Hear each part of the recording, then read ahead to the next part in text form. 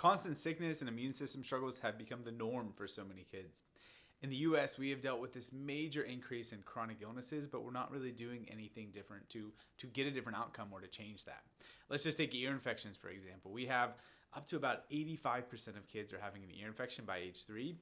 And even though most cases resolve on their own, and even the American Academy of Pediatrics recommends waiting and not giving antibiotics right away, the majority of them get medications right off the bat, and then we have this whole other downstream effect of chronic antibiotic use and how that's going to mess up your gut and your immune system and create a whole host of other problems. So parents, if we want different outcomes for our kids, if we want kids who aren't constantly sick and struggling, we need to do something different. We need to realize that what is happening isn't working. So let's talk about that. Let's talk about the immune system and how it relates to specifically the nervous system and everything else in our health. So I want you to think of health as a three-legged stool. There's the nervous system, the immune system, and the hormonal system. And way back in the day, scientists kind of thought that those each functioned independently. Right now, we realize that those are so interrelated, and something that affects one is going to affect the other as well. And the nervous system specifically is the core. That is the center hub. Think of that as the operating system of everything else, or almost like the air traffic control center that's coordinating and regulating everything else. In your nervous system, if that part is off, it's like this three-legged stool that one leg is wobbly. You're not going to be able to have a stable, well-regulated system if that's the case. So what happens is when the nervous system goes into more of a fight or flight or a stressed out state, you don't end up having the proper regulation of your gut, of your immune system, of hormonal cycles and those things that ebbs and flow. And you have this just complete dysregulation because you have a center hub or air traffic control that is off. When we are talking about the immune system specifically, that's going to go one of two ways. You might have a hyperactive response, and that's really common with allergies, right? You might have food sensitivities or environmental allergies, just everything sets you off. So you might have that. You have an immune system that swings in one direction or the opposite. You have one that's unresponsive, that's immunosuppressed, and now you have a kid that's catching everything, right?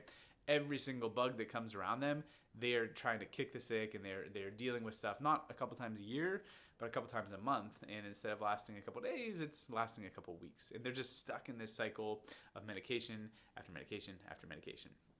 One of the biggest things I want you to understand that it's not the environment, it's not the germs, it's not the surroundings of what's around them that is going to make somebody sick or not. It is their ability to fight it off. It is their own immune system, their own neurology that is able to determine whether or not you're going to get sick with that. So don't live in fear. Don't look to hide from the germs. Yes, we want to do our best to minimize that exposure, but that's not the most important piece. The most important factor in whether or not we're going to get sick isn't if you come exposed to a certain germ. Because we're all exposed to the same stuff, right? Pretty much everyone is around the same bugs and around the same germs, but not everybody has the same response or the same symptoms, and that's going to relate to your immune system, which is controlled by neurology. There's this nerve called the vagus nerve. The vagus nerve is the biggest regulator of all of this. It controls 70 to 80%, it controls the majority of your gut, which is 70 to 80% of your immune system. It comes from the base of your skull, it goes right past this brainstem, upper cervical area, and it innervates your lungs, your heart, your digestive system, and a lot of those overall wellness functions. And because that is where a lot of the immune regulation lives, it plays a huge role in that. When your vagus nerve is functioning properly, that is almost the off switch. That is the calming or regulating part of your nervous system. And so that's what keeps inflammation at bay. When it's doing its job, we're not going to have this hyper-responsive, crazy inflammatory cascade.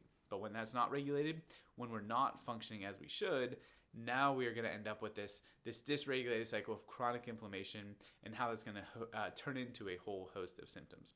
Basically, look at your vagus nerve as the brake pedal.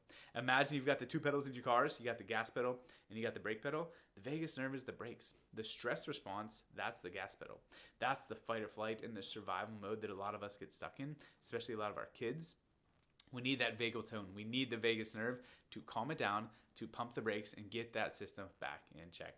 So many of the kids that we see, especially when we do their scans, when we assess their nervous system, we see they're stuck in stress. We see that they are stuck in that gas pedal fight or flight mode with no brakes and no regulation.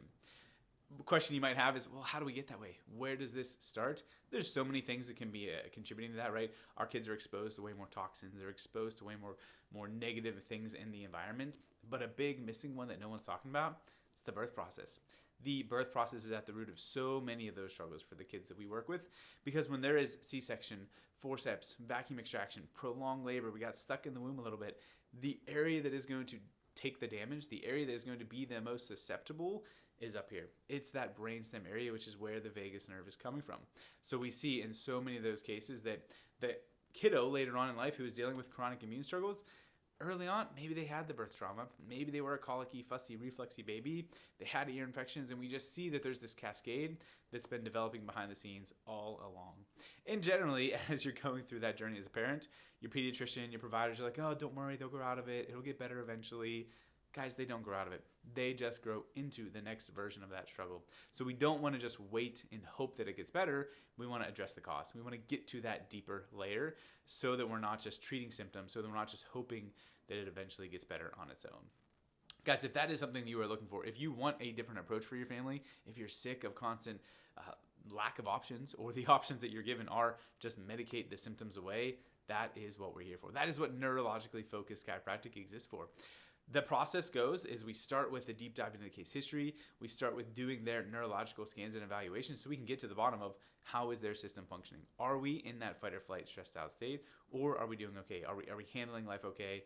And where are those primary findings, right? Where is that stress rooted, so we can make sure that we have the best possible game plan to get them out of that and get them out of that gas pedal mode in any more balanced, regulated state. If that's you, if you want that help, please reach out, contact our team. We would love to help your family thrive.